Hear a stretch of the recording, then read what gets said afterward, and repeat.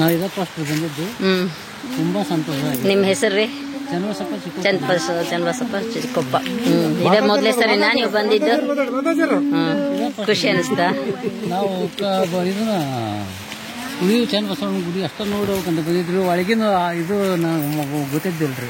ಬಹಳ ಅರ್ಭಟ ಆತ್ರಿ, ಭಯಂಕರ ಖುಷಿ ಆತ್ರಿ ನಮ್ಗೆ. ಯಾವ್ದು ಶಿಬಿರ ಇಷ್ಟ ಆಯ್ತು? ಶಿಬಿರ ಇಷ್ಟ ಆತ್ರಿ. ಆಮೇಲೆ ಇವು ವಚನಗಳು ಎಲ್ಲ ಸಾಹಿತ್ಯಗಳು ಇವೆಲ್ಲ ಬಹಳ ಇಷ್ಟ ಆದ್ರಿ.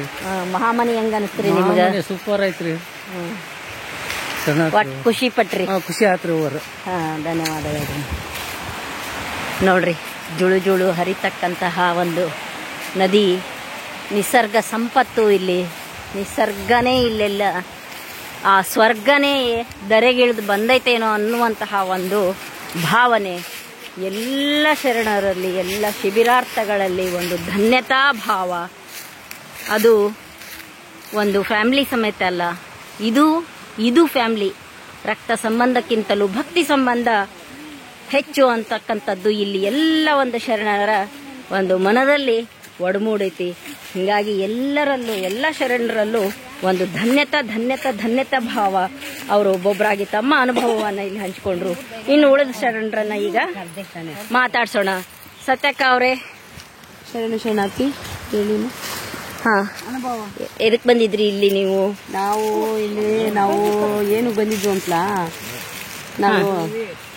ನಾವು ಉಳುವಿ ಕ್ಷೇತ್ರ ನೋಡಕ್ಕೆ ಅಂತ ಬಂದು, ನಮ್ದು ಬಸವ ಚಿಂತನ ಪ್ರಭೆಯಿಂದ ಮೂರು ದಿನದ್ದು ಶಿಬಿರ ಕಾರ್ಯಕ್ರಮ ನೆರವೇರಿತು.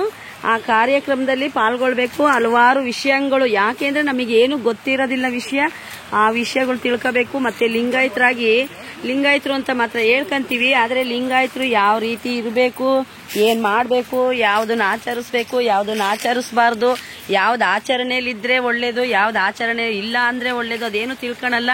ಅವೆಲ್ಲ ತಿಳ್ಕೊಬೇಕು ಅಂತಂದ್ರೆ ನಾವು ಈ ಶಿಬಿರ ಅಟೆಂಡ್ ಮಾಡಬೇಕಾಗಿತ್ತು. ಅದಕ್ಕೆ ಬಂದು ತುಂಬಾ ಖುಷಿ ಆಯ್ತು, ಸಂತೋಷ ಆಯ್ತು. ನಮಗೆ ಏನ್ ಬೇಕು ಅದು ಸಿಕ್ತು, ಏನ್ ಬೇಡ ಅದನ್ನೆಲ್ಲ ಕಳೆದಾಕ್ಬೇಕು, ಏನ್ ಬೇಡವಾಗಿರೋದನ್ನೆಲ್ಲ ಇಲ್ಲೇ ಬಿಟ್ಟು ಬೇಕಾಗಿರೋದನ್ನ ಮಾತ್ರ ತಗೊಂಡ್ಬರ್ತಾ ಇದೀವಿ.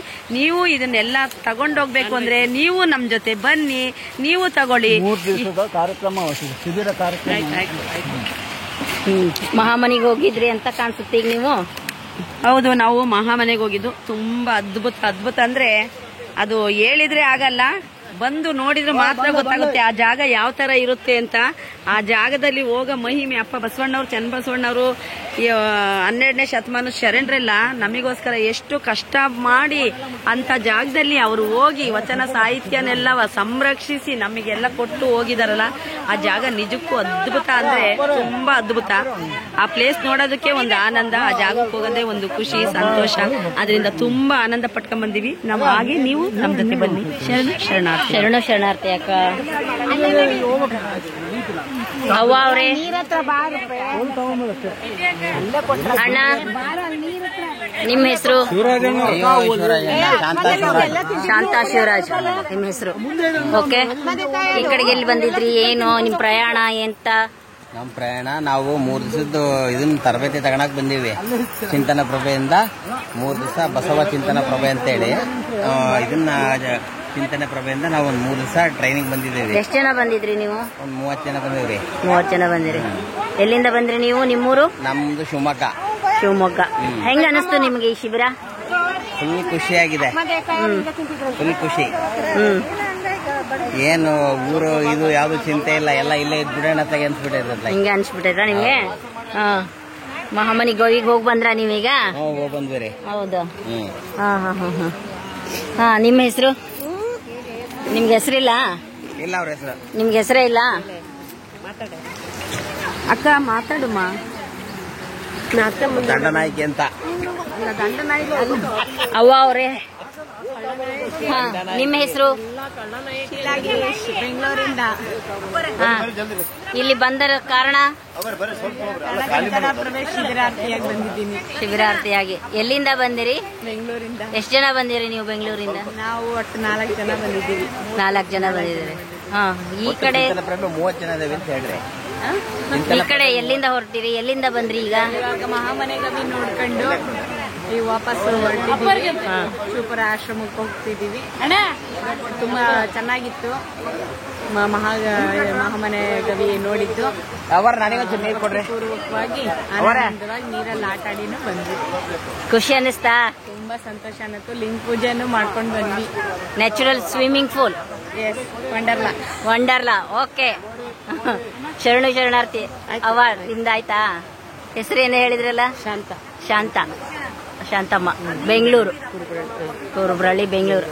ಅಕ್ಕ, ನಿಮ್ಮ ಹೆಸರು? ನಮ್ಮ ಹೆಸರು ಸರೋಜ ಅಂತ, ಶಿವಮೊಗ್ಗದಿಂದ ಬಂದಿರೋದು. ಓಕೆ.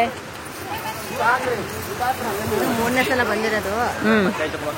ಪ್ಲೇಸು ವಾತಾವರಣ ಚೆನ್ನಾಗೈತಿ, ನೋಡ್ಬೇಕು ಅಂತ ಅನಿಸ್ತು, ಬಂದ್ವಿ. ಶಿವಮೊಗ್ಗದಿಂದ ಒಟ್ಟು 6 ಜನ ಬಂದಿದ್ದೀವಿ. ಓಕೆ.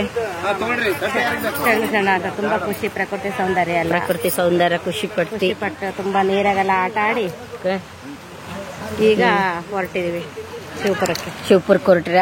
ಮಹಾಮನೆಯಿಂದ ಶಿವಪುರಕ್ಕೆ. ಶರಣಾರ್ಥಿ ಅಕ್ಕ. ಶರಣಾರ್ಥಿ. ತಮ್ಮ ಹೆಸರು?